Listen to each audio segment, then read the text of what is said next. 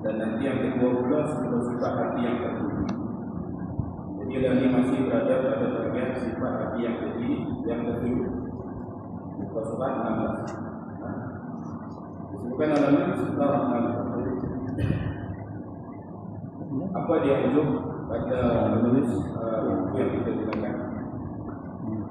Yaitu menganggap dan merasakan dirinya lebih dari orang lain, seperti membanggakan dirinya lebih berilmu, lebih banyak ibadat dan sebagainya, tanpa bimbangkan kehilangan perkara-perkara tersebut dan mengubah yang pemberian Allah Ta'ala kepadanya. Wujud ini adalah punca takbur. Diwajibkan dalam sebagai hamba Allah, selain tuan-tuan seronok dengan ibadah, sembahyang, zikir, baca Quran, sedekah dan sebagainya. Beribadah itu baguslah. Dia rajin sembahyang, rajin zikir, rajin jaga sedekah, bagus.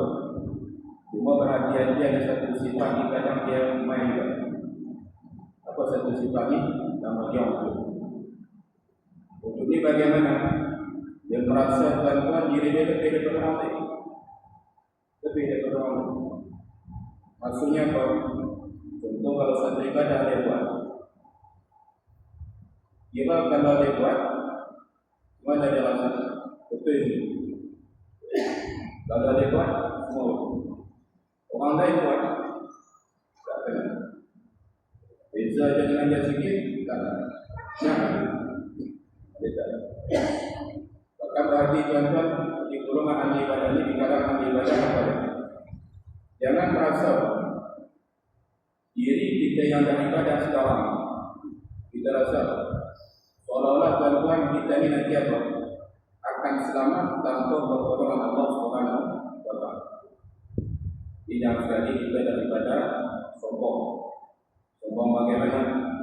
Dia nampak ada orang lain yang tak sembahyang, atau dia nampak ada orang lain yang tak main masjid atau tak main surau. Dia kata mereka, apa ni dia buat ni? Mana apa ni pemimpin apa lagi? Dan sebagainya. Dia tak tahu. Siapa yang namanya datang sembahyang, main masjid, main surau, kalau nampak orang lain yang belum lagi melakukan ibadah kepada Allah, jangan merasa kita tu fasal, kita ni lagi baik daripada yang macam. Kenapa tuan? Sebab nanti tuan-tuan akan jumpa dalam ungkapan hadis Nabi yang lain bercerita tentang bahawasanya nilai kita yang sebenar bukan sekarang, tapi nilai kedudukan kita yang sebenar nanti ketika penghujung hayat masing-masing berjaya melafazkan la ilaha illallah. Di dalam semua tuan-tuan, tadi kita nampak maksiat. Tadi kita nampak dia buat benda tak benar. Tapi ada tak dalam kita nampak mereka ni, bahkan tuan-tuan yang lebih berpengalaman daripada saya, seperti kita semua. Kalau sebut nama dia, apa orang kata? Tak, dia ni bohong, dia ni perangai dia macam. Tapi pernah tak kita jumpa terkadang mereka yang dikira menyebutkan bohong, jahat, apa bagian, pada penghujung hayat sebelum berlaku kematian ke atas dia berubah. Dia berubah lagu mana sampai taubat. Maka bagaimana mereka yang dulu melakukan dosa, lepas itu bertaubat, mati dalam keadaan melakukan ibadah kepada Allah. Bagaimana? Bahkan terakhir ada setengah orang dia melakukan ibadah. Ini perhatian. Tapi kadang tuan-tuan penghujung dia dalam keadaan penghujung yang tak baik. Tapi jangan salah faham ungkapan saya, jangan salah faham. Sama mana tadi kita ibadah ni tak selamat tak? Bukan kita. Kita nak ingatkan tuan-tuan, siapa yang beribadah pada hari ini, jangan sembunyi ibadah dia. Sentiasa lakukan ibadah dengan niat yang kuat. Lakukan ibadah tujuan semata-mata kepada Allah. Tak perlu membanggakan diri atau membandingkan diri dengan orang lain. Kenapa? Ditakutkan tuan-tuan ada seorang ahli ibadah, tapi penghujung dia dalam keadaan melakukan maksiat kepada Allah. Jadi tengok dalam itu salah satu sebab dia apa? Dulu ketika dia melakukan ibadah, ada satu sifat namanya ujub dalam diri. Ini perhatian dia. Dia ujub ni tuan-tuan di antara perkara yang dilarang. Bahkan kalau ditanya apa hukum dosa, haram hukum. Tapi ada sifat ujub ini. Bahkan dinyatakan dalam tuan-tuan, sama ada dia banggakan diri dia disebabkan ilmu atau banyak ibadah atau sebab-sebab yang lain. Kalau masuk keluar-keluarnya. Dan mereka ni tuan-tuan selalunya orang yang ada sebab ujub ni apa? Mereka ni lupa kelebihan-kelebihan yang ada atau perkara yang dia lakukan, itu semua atas izin dan pemberian daripada Allah. Jadi kena sedari ni. Contoh, jika ada seseorang yang digelar sampai gelar apa profesor, jadi kalau dalam bidang itu kita sebut profesor atau paling tinggi, ada. Pola dan itu saya tak tahu. Maka bagaimana ada seorang kalau profesor dia jadi apa? Jadi bila kalau pandang orang lain ni, pandang apa? Pandang. Jangan buat. Orang ahli ilmu yang betul-betul ilmu dia diberkati oleh Allah SWT, sekalipun semua gelaran keilmuan kat dunia ni dah dapatkan dia tak akan sekali meninggi diri dengan ilmu dia. Apa contoh dia? Contoh tuan-tuan biasa kita dapati yang katakan Ustaz ni bagaimana? Kalau dia bagi teguran, kalau dia bagi nasihat, apa yang dia bagi? Dia nak kalau boleh satu yang dia tegur, satu dia bagi nasihat, kena dengar, kena ikut. Kalau ada satu orang yang buat silap, buat salah, agak-agak kalau orang tegur dia tu boleh. Kata Ustaz, ceramah ada tempat pengikut mungkin ramai buat kesilapan, dan di tempat tersebut ada orang-orang yang lebih tua. Mungkin dari sudut ilmuwan, gelaran tak ada apa. Ustaz tadi mungkin gelaran hebat, profesor, doktor, apa semua. Apa cita itu tidak pun katakan. Tapi mereka ni tuan-tuan kita yang pandang rendah. Mungkin dari sudut gelaran pun tak ada, gelaran kebinaan itu tak ada. Tapi pengalaman hidup dia, apa yang dia nampak, apa yang berlaku, dia pun mengaji juga. Yang tuan-tuan kita ni ada tempat kadang mengaji. Bahkan kadang tuan-tuan kita jangan pandang remeh. Pengajian macam ni, duduk macam ni, ada kitab dia. Bahkan kadang keberkatan dan ilmu yang didapat lagi banyak. Sebab kitab kalau mengaji kitab, dia habis dia baca. Daripada depan sama, sampai belakang. Habis satu kitab, buka kitab lain. Jadi kita jangan pandang remeh orang-orang yang duduk di hadapan kita. Jadi gimana? Ustaz tadi mungkin ada silap, ada salah dalam ucapannya atau dalam perbuatannya. Pakcik tadi tegur. Dan ditegur tuan-tuan dalam bentuk faedah yang baik. Tidak ditegur di depan orang ramai, menggunakan perkataan yang elok. Agak-agak gimana Ustaz? Saya ada pernah kami tegur. Alhamdulillah dia kata terima kasih dan bagi tahukan saya. Pak ni saya silap, Pak ni saya silap. Dia kata terima kasih. Bila dia terima tu, ada senang kadang kita tegur macam mana? Kan? Kita tegur dia dan malah kita boleh. Padahal yang ditegur tadi betul. Waktu tu tuan-tuan kalau jumpa macam itu tanda dia. Ada wujud ada macam ni. Dia rasa dia ni kalau ada ilmu tinggi, dia rasa betul. Dia sebut, dia buat semua betul. Tak salah langsung. Hati-hati. Dia selama benar sebagai manusia. Sekalipun gelaran itu Ustaz katakan, ada tak salah-salah? Kalau teman macam saya tuan-tuan, sekalipun orang panggil kata Ustaz, masih muda. Jika dibandingkan orang tua kita yang ada di hadapan, pakcik-pakcik di depan. Jadi mungkin kalau orang tengok, Ustaz itu kata mengajar kami kat bawah. Mungkin dari sepupu, orang kata Ustaz. Tapi Tapi bukan kita tahu. Orang yang ada di hadapan itu bagaimana? Ibadah dia lebih lama. Ustaz ni bawa betul ibadah, pakcik tadi bawa zikir ya, pakcik itu mungkin lagi banyak. Duduk dalam tulis itu, pakcik itu lagi banyak buku yang dia jumpa dah. Bahkan mungkin tuan-tuan meja ni, bawa tuan buku dan buku lain. Sampai mungkin ada setengah tuan buku dan meninggal dunia. Jadi benar-benar di tuan-tuan, kata seseorang yang tak ada ketika diberi kurang, sekalipun ilmu dia tinggi, ilmu dia kata banyak dan dia banyak dapat kekurangan. Sekalipun dari mungkin dia tengok tak ada gerak. Semana sifatnya, dia terima. Kalau dia tak terima, dia marah balik. Jadi kalau cara kami tuan-tuan cuma saya mengaji dah kalau saya pasal tak ada keberkatan. Jadi tuan-tuan orang yang bersifat wujud, kalau kita ambil ilmu daripada dia, keberkatan yang kita memang tak. Maka dulu tuan-tuan kalau kita tengok orang tua-tua mengaji, kadang kita tengok kitab yang dibaca taklah tinggi sangat. Kitab biasa saja. Kitab fiqh kadang kita asas, kita apa? Tauhid kita asas. Tapi tengok macam mana keadaan dia. Pun tak ada. Pasal apa? Salah satunya tuan guru yang mereka ambil ilmu sifat ni bersih daripada diri. Jadi penting tuan-tuan kawan di dalam kehidupan itu.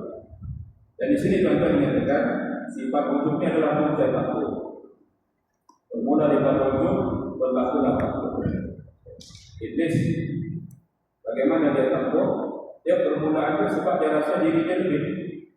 Tuan-tuan baca dalam Quran, wa idh qulna lil malaikati isjudu li Adam fasajadu illa iblis aba wastakbara wa kana minal kafirin. Di dalam cerita dan ini saya sebut daripada potongan dia. Jadi ketika diperintahkan untuk sujud, minta cerita semua sujud kecuali siapa? Iblis. Dia tak mau. Dia sombong. Pasal apa dia tak mau, pasal apa dia sombong? Nanti dalam ayat lain tuan-tuan akan jumpa jawapan. Dia kata apa? Dia kata pada Allah, kau ciptakan dia daripada tanah dan kau ciptakan aku daripada api. Nak kata apa? Kata dia lagi hebat. Ada wujud datang. Jadi kalau dah ada wujud, dia tak takut. Dan kesan yang tuan-tuan kalau dah ada wujud, dah ada takut, apa penghujungnya? Tidak makna. Iblis dilarang dia kalau kita dengar di tuan-tuan, mana-mana tuan buku yang sebut perkataan iblis, akan ada di belakang sebutan laknatullah. Laknatullah. Laknatullah maksudnya apa? Dilaknatullah. Jadi berhati-hati dengan Allah. Jadi tuan-tuan yang kita dalam buku yang kita gunakan. Sifat wujud ini adalah suatu kelakuan hati yang sangat berbahaya dan tercela. Ia membinasakan pahala ibadah. Jadi jangan sangka kalau dah rajin sembahyang cukup dah. Ustaz, saya rajin sembahyang cukup kan? Cukup dah mana maksudnya? Jadi dah rajin sembahyang, rajin kata zikir, Al-Quran, sedekah berbuat. Tapi sayang hati dia ada sifat-sifat macam ni. Cukuplah ibadah tadi? Jawapannya tak cukup. Bahkan dinyatakan apa dalam ini? Membinasakan pahala ibadah.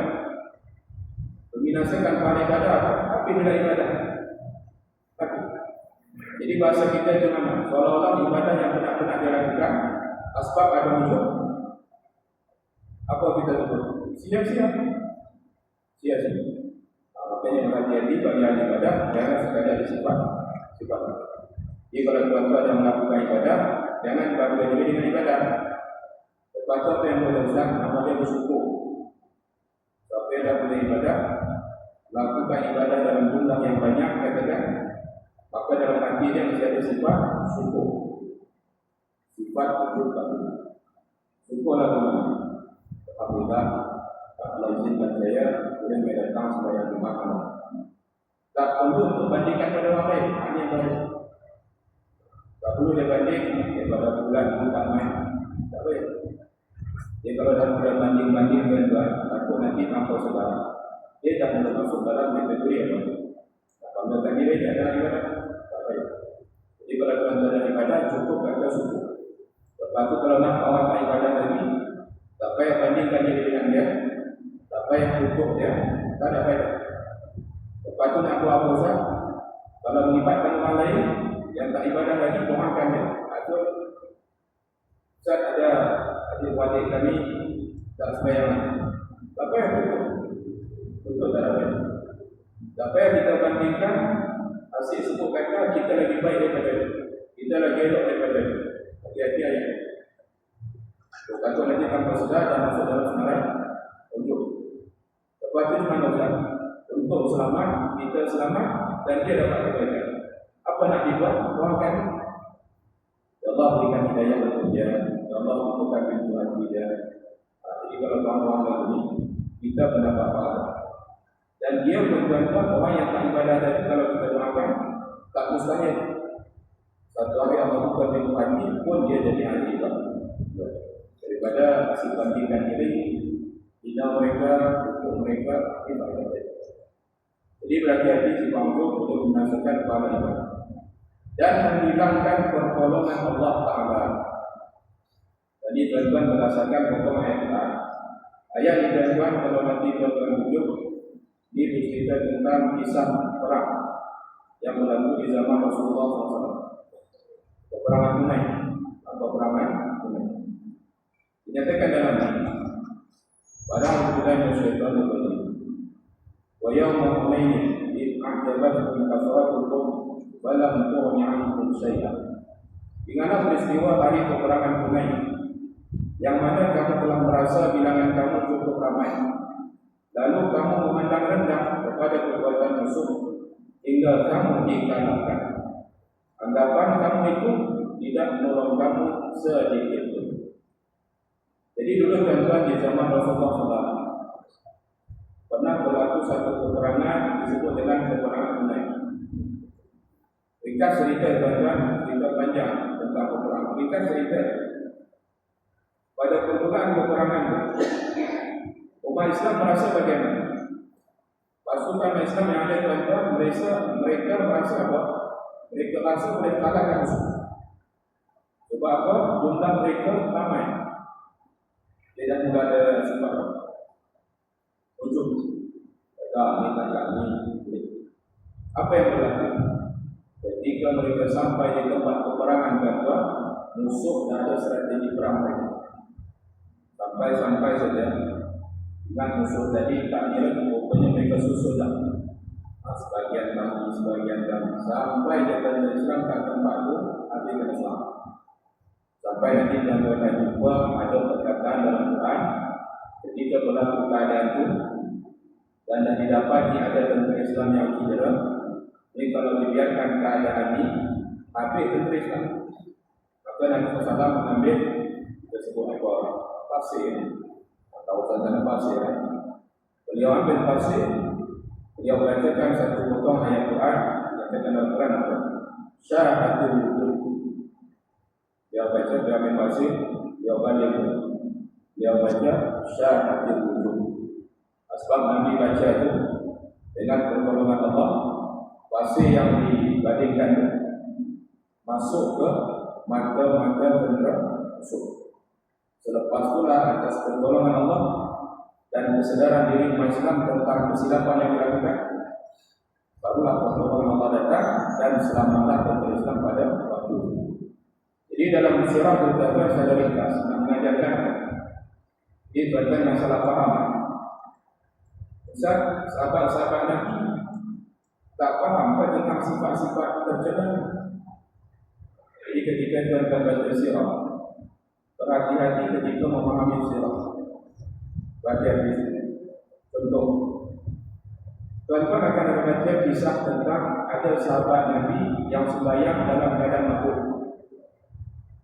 Tuan-tuan kalau baca sirah, akan ada dalam rekod sirah, ada satu keadaan sahabat Nabi sembahyang dalam keadaan mabuk. Bagaimana nak faham sirah? Ini kalau jadi kalian susah saya tak tahu. Oh boleh saja. Bagaimana boleh? Tu ada kami baca. Dalam surah ada sahabat Nabi sembahyang dalam keadaan mabuk. Lepas itu waktu itu biasa kita minum mabuk baru ni. Bukan lagi. Ini kalau baca sejarah Islam macam ini, bahkan kalau baca sejarah tentang perkara yang berlaku dalam Islam, bahkan kena faham satu perkara penting. Apa dia? Kalau berlaku di zaman Nabi SAW, kena ingat satu perkara. Syariat Islam pada waktu itu belum turun sepenuhnya.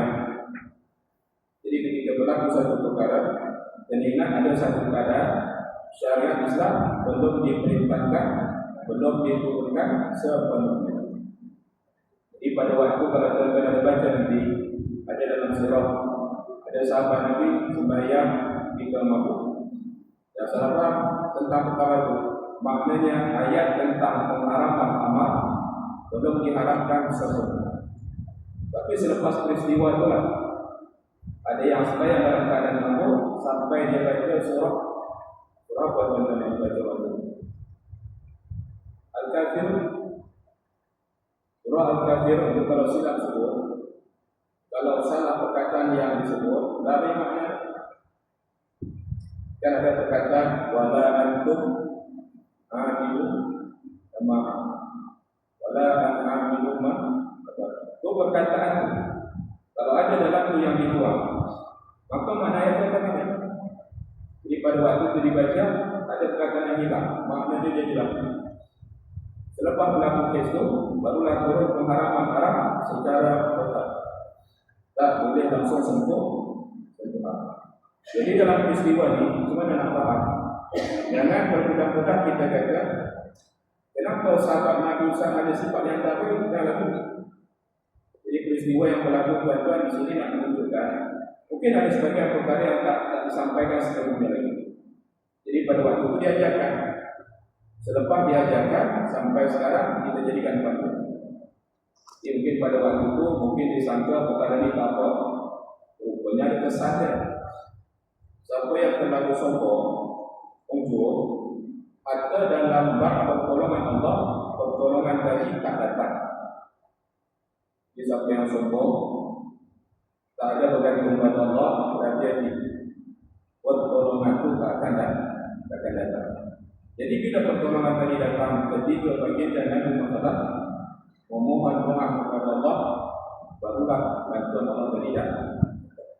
Di dalamnya, tuan-tuan kalau melakukan satu usaha, jangan terlalu sombong sampai mengatakan 100% terjadi. Yang kena dia kalau Islam kena ada yang kata, InsyaAllah kita dah buat dah, kita rancang dah, kita tengok dah, kita kaji dah, InsyaAllah kita mohon pada Allah semoga menjadi. Ini setengah kadang pasti jadi pemaham, pasti jadi. Sekali tak jadi, aku kata pasti sangat jangan. Jadi kalau sampai yang mengerti, ucapannya pun nampak. Ucapannya nampak. Ada semua orang kadang ujub dalam ucapan. Bagaimana? Oh, pasti terjadi. Jangan. Gunakan perkataan, InsyaAllah pasti terjadi. Tidak boleh sama. Jadi maknanya apa? Dengan izin Allah pasti akan terjadi. Kalau macam itu yang antara perkara. Surah yang sejenak Ibnu Mas'ud radhiyallahu anhu ada berkata, apa kata beliau? Al-halaku bithnain, al-qanut wal-'udud. Kata dalam ungkapan ini dinyatakan kebinasan itu berpunca daripada dua perkara. Jadi berhati-hati dengan dua perkara. Kenapa? Jika berlaku dua perkara ini akan berlaku kebinasaan kepada hamba Allah. Kebinasaan apa maksudnya? Tak selamat maksudnya. Kebinasaan maksudnya tak selamat. Apa dia dua perkara? Yang pertama, putus asa daripada rahmat dan kurnia Allah Ta'ala. Putus asa daripada rahmat dan kurnia Allah. Contohnya tuan-tuan, jika ada seorang pendosa, lepas itu apa dia kata? Ini orang macam saya ni tak ada harapan dah, Allah tak akan ampunkan dosa saya dah. Tak boleh mengungkap kata. macam mana pun diri atau pribadi kita pernah melakukan kesilapan, ada tak peluang untuk bertobat kepada Allah?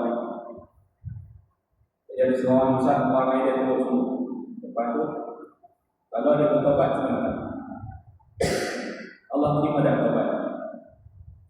Tuan-tuan jangan memandai-mandai, kita senang kita dia kata tadi kalau jenis macam dia ni tak boleh lah, tak boleh belajar. Dia ni Ustaz bagi judi, apa lagi, minum marah, lepas tu apa, berzina, main judi, minum marah, berzina, mencuri, habis semua dia buat. Orang sebut nama dia, orang sebut apa, bawa semua. Satu hari dia nak tobat, macam mana kita katakan? Boleh kita kata orang tak boleh, ni jenis macam ni tak boleh tobat. Orang yang sebut macam ni tuan-tuan, bagi orang yang putus, dia buat apa, orang ni putus asa daripada agama. Putus orang yang sebut macam ni. Kalau ada orang manusia, dia nak bertobat kepada Allah, apa kita kata? Boleh. Dan sampai tuan-tuan nanti jadi kes macam dalam kitab Riyadhus Shalihin. Tuan saya rasa biasa mengaji satu kitab nama dia Riyadhus Shalihin, karangan Imam An-Nawawi rahimahullah. Dalam tu ada satu kisah. Kisah apa? Taubat seorang pembunuh. Saya dengar kisah. Dia dah bunuh berapa orang ni? 69. Tapi dah nak jawab. 69. Jadi dalam kitab tu kemudian dikatakan 99. Tapi sebenarnya kalau kita baca penuh batil. Sebab selepas 99 dia kan datang jumpa seorang Allah. Dia tanya dia nak tobat. Ringkas sedikit macam tu. Saya ringkaskan isi hadis. Jadi jumpa pada seorang Allah ni, dia ceritalah tentang perkara dia tadi. Lepas tu dia kata nak tobat. Apa kata Allah? Tak boleh. Allah tak terima taubat. Kawan ni pembunuh. Bunuh 99 orang. Sembang kata tak fikir mana jadi. Dia bunuh pula. Oh tak boleh, tak boleh. Bunuh cukup satu. Dia nak apa je. Baru dicari seorang pula. Dicari orang lain. Tanya pula. Dia ringkas dia tak bunuh satu. Dia tanya pula, dia ni pembunuh cerita-cerita. Lepas tu dia kata nak taubat. Yang kedua ni pandai dia buat. Dan jawapan dia betul. Apa dia kata? Ni kalau macam saya ni dah bunuh apa semua ni, boleh tak taubat? Dia kata boleh. Allah terima nak taubat dia, Allah terima. Tapi dia beri bantuan. Jadi di sini tuan-tuan nak kata apa? Jangan sesekali diri kita satu ada putus asa pada rahmat Allah, atau kita pula memandai-mandai bahawa orang lain putus daripada rahmat Allah. Jadi kita bisa cuma macam mana ada hari buat salah tak? Lepas tu kita istighfar. Buat salah kita istighfar. Buat salah kita bayar. Buat salah kita buat ibadah. Lepas tu kadang esok buat lagi bukan? Memang keadaan kita jadi macam tu. Kemarin kita buat salah. Lepas tu ada kita baca istighfar lepas bayar. Tadi ni hari ni ada buat salah tak? Kalau ada kami proses. Daripada pagi sampai malam tu kita rasa tak ada siapa paling mengaku macam tu. Nak kata apa kan? Nak kata pada diri kita sendiri.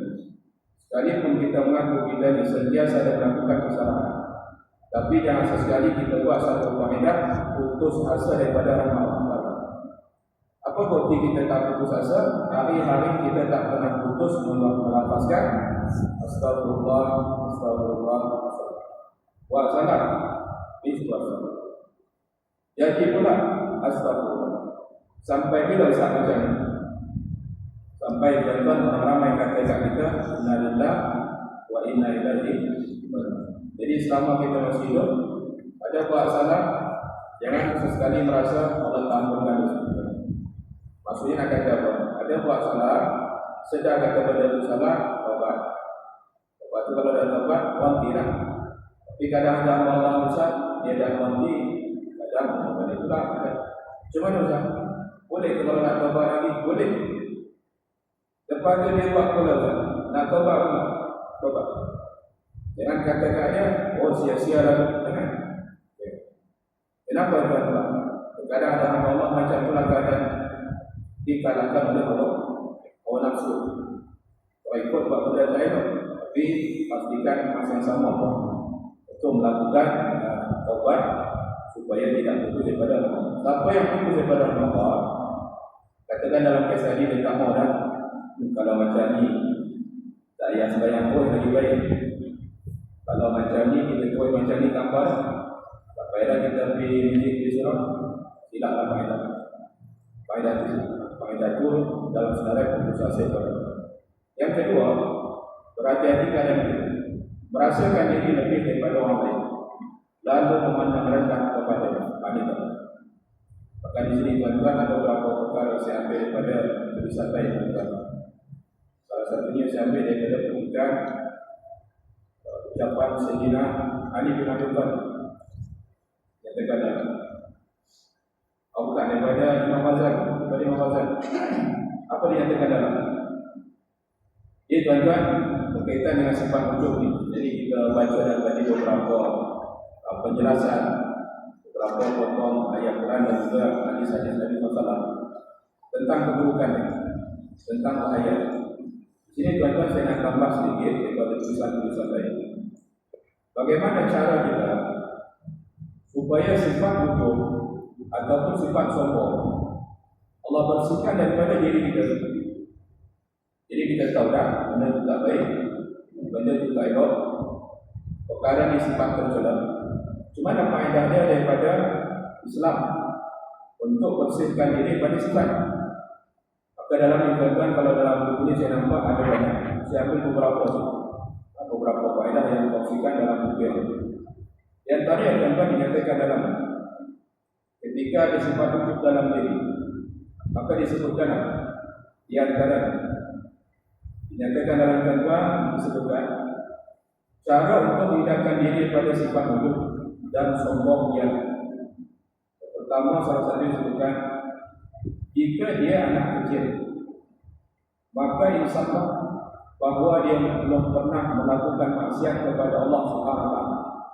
Sedangkan dirimu yang lebih tua sebaliknya, tidak sah lagi anak kecil itu lebih baik daripada dirimu. Maksudnya tuan-tuan, supaya diri kita tak ujub, tak sombong. Jika orang tadi, orang yang lebih muda daripada kita, atau dia ni budak kecil, kadang ada semua orang dengan budak pun jadi sombong, nak sombongkan diri. Sombongkan diri kan tak budak-budak pun je, tak budak-budak pun je. Jadi sebagai ulama dia kata, kalau berdepan dengan budak-budak sombong, supaya jangan sombong. Bagaimana faedah dari Islam? Jika jumpa dengan mereka yang lebih muda atau budak-budak, apa dikatakan dalam? Cuba lihat bagaimana mereka ni belum pernah melakukan maksiat pada Allah. Budak-budak atau pada budak-budak pun jangan sampai kita sombong. Kenapa? Kalau banding dia dengan kita, kita satu, kita mukallaf. Kita mukallaf ni maknanya kalau buat benda baik dapat pahala, kalau benda tak baik dosa. Kalau budak-budak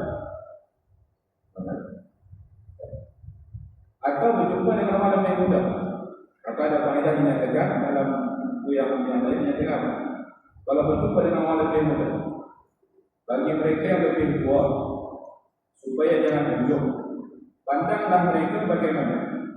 Pandanglah mereka jika dibandingkan dengan diri kita, maksiat yang dia buat dengan maksiat yang kita buat, siapa lagi banyak? Maka sebagai ulama menyatakan, mereka yang lebih tua usianya, maka pandanglah diri dia seolah-olah apa? Maksiat dia itu lagi banyak dibandingkan orang yang lebih muda daripada dia. Maka pada waktu itu dia akan ujub kepada orang yang lebih muda. Kalau berjumpa dengan orang lebih tua, kadang ada setengah orang muda sombong pula, orang lebih tua. Cuma nak apa? Kata saya lebih muda. Bagi hadapan saya lebih tua. Cuma nak panduan ulama supaya kami yang muda ni jangan sesekali ujung, jangan sesekali sombong dengan orang lebih tua. Ada Ustaz panduan dalam Islam kepada apa dalam ini menyatakan jika dia lebih tua maka anggaplah dia lebih dahulu beribadah dibandingkan dirimu. Dia lebih dulu dan dia tak sayang lebih banyak daripada dirimu. Tuan-tuan bayang, pakcik tadi umur 60, Ustaz tadi 40, tak sampai. Siapa dulu sayang? Pakcik dulu. Ustaz tu tak bayang lagi, pakcik tu bayang. Siapa dulu mula mai datang masjid, mai datang kelas? Pakcik dulu. Jadi ketika orang muda berjumpa orang lebih tua, supaya jangan sombong, apa faedah dia? Timbulkan dalam fikiran atau hati mereka ni lebih dulu melakukan ibadah, dan mereka ni tak mustahil lebih banyak lagi melakukan ibadah kepada Allah. Dia kalau ada faedah itu tak jadi dia nak tutup. Yang muda juga lebih tua, faedah dia macam tu. Yang lebih tua pula dia akan sombong pada lebih muda dengan cara bagaimana tadi? Melihat dari segi maksiat. Jadi kalau tengok maksiat, mungkin saya ni sebab saya lebih lama, mungkin saya lebih banyak daripada dia melakukan maksiat. Sedangkan dia umur dia lebih muda daripada saya, tak mustahil maksiat dia lebih sedikit dibandingkan diri saya. Jadi tuan-tuan, kalau faedah ini berlaku, apa jadinya? Maka dua-dua akan saling menghormati antara satu. Tak ada yang sombong. Yang muda tak sombong kepada yang lebih tua, yang lebih tua pun dia tak sombong kepada yang lebih. Mana saling apa? Untuk orang jika berjumpa tuan-tuan dengan orang yang berilmu, maka anggaplah dia telah menerima anugerah yang tidak pernah kau dapat. Jika keadaannya begini, maka kau tidak sepadan dengan dirinya, apalagi untuk lebih unggul daripadanya. Adik tuan-tuan biasanya melukis ahli ilmu. Kadang ada ahli ilmu ni, kalau jumpa dengan ahli ilmu yang lain, dia agak sombong. Dia rasa kalau ahli ilmu ni kira dia lah yang hebat. Jangan. Ada contoh dalam ahli ilmu, nampak kita zaman kita. Zaman kita, kalau dibanding ulama-ulama dulu, lagi jauh. Maka kadang tuan-tuan ada senorang ni, saya tak tahu lah kenapa ada sampai senorang mulut dia itu sampai tak ada adab kepada ulama-ulama terdahulu. Jangan sekali menggunakan perkataan, hati-hati tuan-tuan. Saya tak setuju dengan orang yang menggunakan faedah atau perkataan. Kita nak pilih Quran hadis ke, nak pilih pandangan Imam Syafi'i.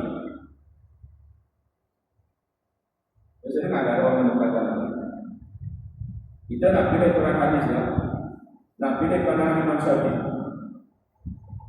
Kenapa ada kata macam itu? Tak boleh tuan-tuan berkata. Itu seolah-olah nak kata Imam Syafi'i tak faham Quran hadis. Lepas itu kita pula zaman itu juga paling faham, betul? Hati-hati tuan-tuan. Kadang ada sahabat-sahabat saya, ada sebagian kadang pendawah-pendawah kita, dia pun dah berkata macam tak perlu macam tu. Kalau tak sama pandangan, cukup kata dia tak sama pandangan, cukup. Tak perlu sampai menggunakan ayat. Kita nak ambil Quran hadis kan, nak ambil pandangan Imam Syafi'i. Atau kadang kita nak ambil Quran hadis kan, atau kita nak ambil pandangan ulama. Jangan macam tu. Ini kadang yang bercakap tadi itu Quran pun tak apa. Quran pun tak apa. Hadis-hadis sampai berapa ni? Hadis 40 pun tak tahu. Apa yang tak apa 40? Tak boleh. Jadi tuan-tuan kalau melibatkan nama ulama, dia kena beradab. Sampai ada setengah kadang sebut ulama pun dia guna perkataan yang tak boleh. Ustaz, saya tak ambil pandangan mazhab Imam Syafi'i. Tak apa. Kami tak kata. Ustaz, saya tak ambil pandangan Imam Malik. Tak apa, tak ada masalah. Tapi jangan sampai kalau kita ambil pandangan tak sama dengan dirinya, sampai menghina ulama-ulama terdahulu yang banyak jasa dia untuk umat Islam. Jangan. Saya pandangan saya macam tak, saya sendiri tuan-tuan saya hormat kepada mereka yang tak sama pandangan. Saya tak sama pandangan dengan Ustaz, tak ada masalah. Tapi tak perlu kepada peringkat apa? Menghina, merendahkan nama-nama. Ini salah satu sifat tawaduk ahli ilmu. Adapun mereka yang ada sifat ujub, ada pula tuan-tuan akan jadi macam yang rasa kalau dia cakap dia kira dialah yang paling paham tentang Quran dan hadis-hadis baginda Nabi sallallahu alaihi wasallam. Kalau ulama-ulama itu cakap Imam Malik, Imam Syafi'i, Imam Hanafi, Imam Ahmad bin Hanbal, banyak orang yang cakap. Cuma tidak boleh. Jadi ada tiada. Dalam ilmu nyatakan apa? Jadi kalau dalam ilmu, kalau nampak orang lain ada, yang kita sangka kita lah tahu semua, kita lah paling paham. Kadang-kadang ulama tentang hukum pun dia rasa di bawah dia. Maka dari tuan-tuan, untuk maklumat tuan-tuan dan zaman kita dan banyak kadang ilmu yang didapat. Ada sebagian ilmu dia bagaimana? Kopi. Saya tanya kalau siapa yang dekat ilmu kan. Buat tugasan, kadang saya nampak ada pelajar-pelajar. Dia sebut persaingan.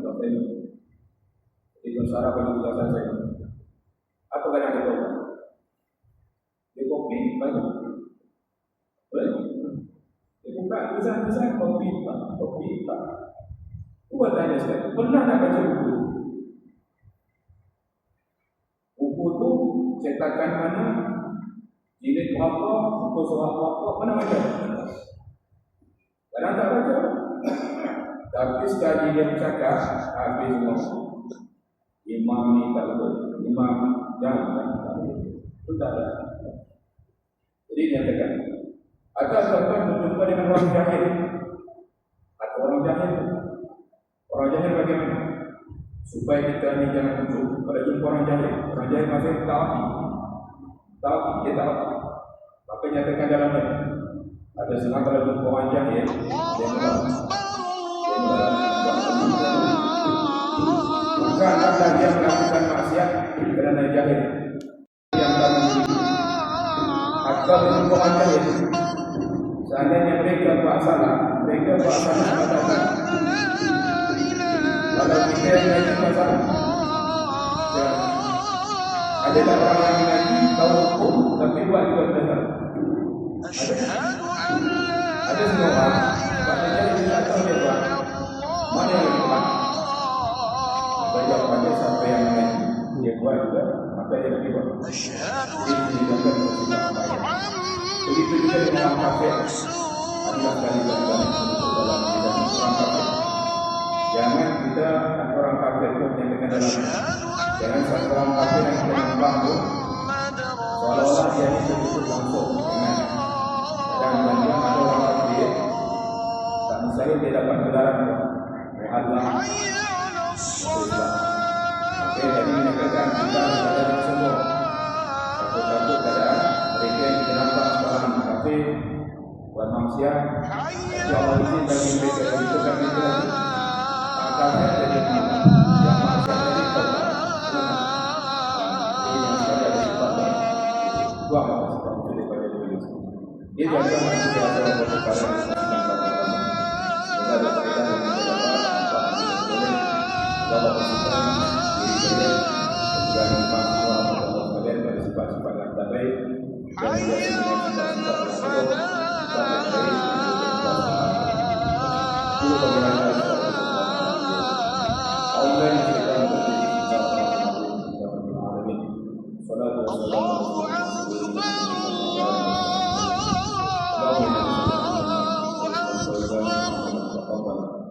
ala Rasulillah.